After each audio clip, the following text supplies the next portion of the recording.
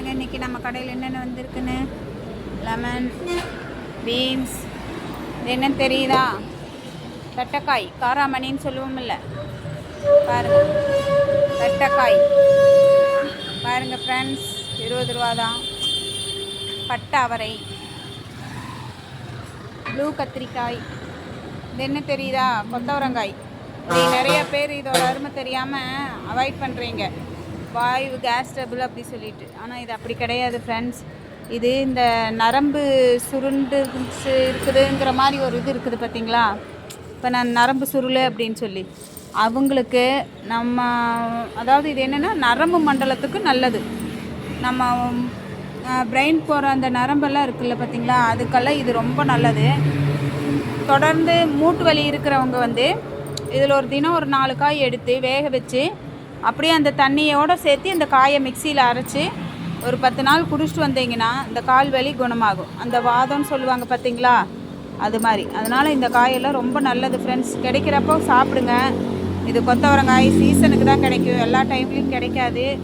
அடுத்தது நம்ம carrot, beans, பப்பாளி, அது உங்களுக்கு சொல்ல தேவையில்லை, எப்படி எல்லாமே தெரியும்.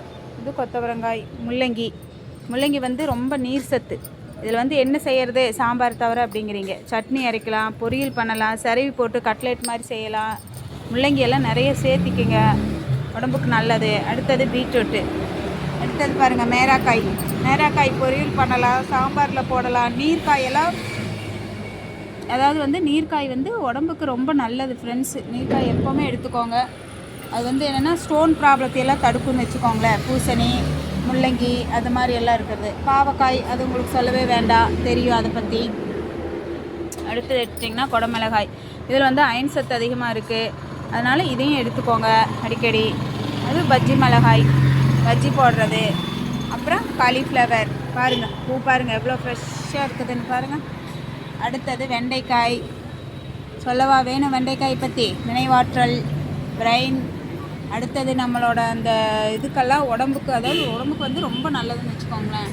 அடுத்தது இங்கே பாருங்கள் பீட்ரூட் கோஸ் வந்து ப்ளூ கலரில், இந்த கோஸ் வந்து ப்ளூ கலரில் இருக்கும். அப்போது நம்மளோட நார்மல் கோஸ், ஒயிட் கோஸ். இப்போ இது பார்த்திங்கன்னா சுரக்காய், இதுவும் ஒரு நீர்க்காய். அப்புறம் மல்லித்தலையிலேயும் நிறைய அயன் சத்து இருக்குது, நிறைய உடம்புக்கு சேர்த்துங்க. அடிக்கடி சட்னி செஞ்சு சாப்பிடுங்க.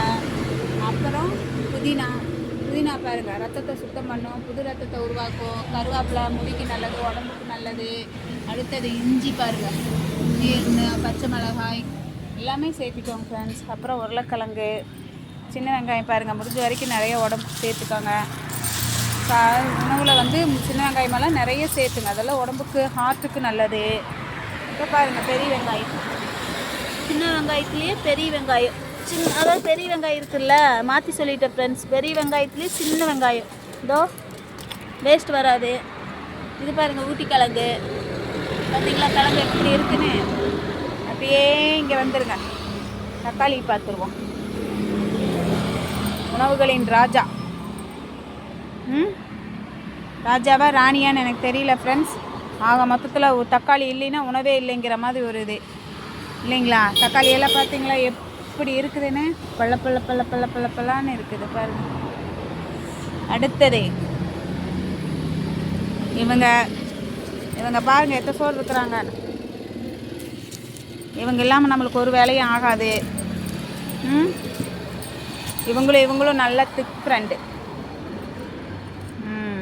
எப்படி இருக்கிறாங்க பார்த்தீங்களா? பாருங்கள் ஃப்ரெண்ட்ஸ். அடுத்தது இவங்க தெரியுமில்ல, அன்னைக்கே காட்டினேன், மறுபடியும் பாருங்கள். ஓகே ஃப்ரெண்ட்ஸ், இன்னைக்கு வீடியோ முடிஞ்சது. நாளைக்கு பார்ப்போம். பாய்.